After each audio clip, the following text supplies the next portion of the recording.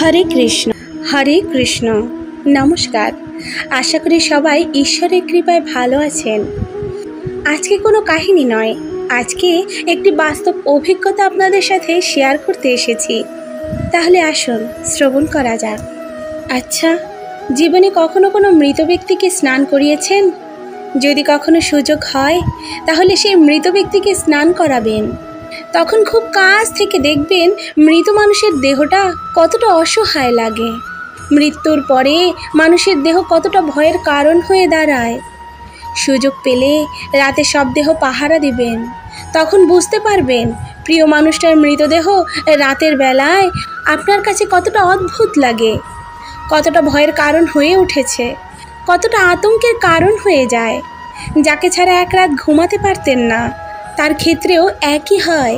সুযোগ পেলে মৃত ব্যক্তির শরীরে একটু হাত লাগিয়ে কিছুক্ষণ তার শরীর স্পর্শ করে নেবেন।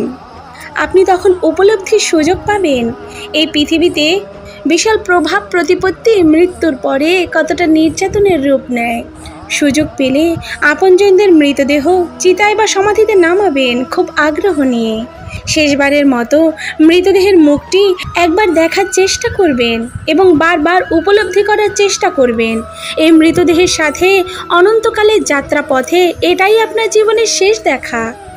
সুযোগ পেলে মাঝে মধ্যে শ্মশানে গিয়ে নীরবে কিছুক্ষণ দাঁড়িয়ে থাকবেন। এরপর মনে মনে চিন্তা করবেন জীবনের লাভ ক্ষতির হিসাব। এই মৃত মানুষগুলো এই পৃথিবীতে কি করে গেছে, কাদের রেখে গেছেন? যাদের রেখে গেছেন তারা কি কখনো এই মৃত মানুষকে স্মরণ করার জন্য শ্মশানের আশেপাশে একটি বারও আপনজনকে দেখতে আসে? আমাদের জীবনটা বড়ই অদ্ভুত, বৈচিত্র্যময়।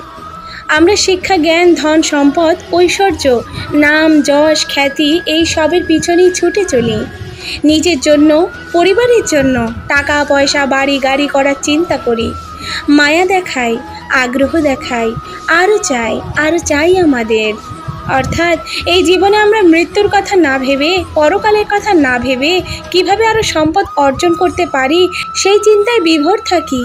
হায় রে জীবন, এখনো সময় আছে। ফিরে আসুন পরমেশ্বর ভগবান শ্রীকৃষ্ণের দিকে। বিশ্বাস করুন, এ জীবনে সৃষ্টিকর্তা ছাড়া আর আপন বলতে কেউ নেই, তিনিই সব। আর যা কিছু দেখছেন সবই মিছে মায়া। রাধে রাধে।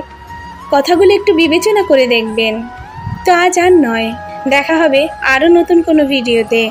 ততক্ষণ পর্যন্ত ভালো থাকবেন, সুস্থ থাকবেন। রাধে রাধে।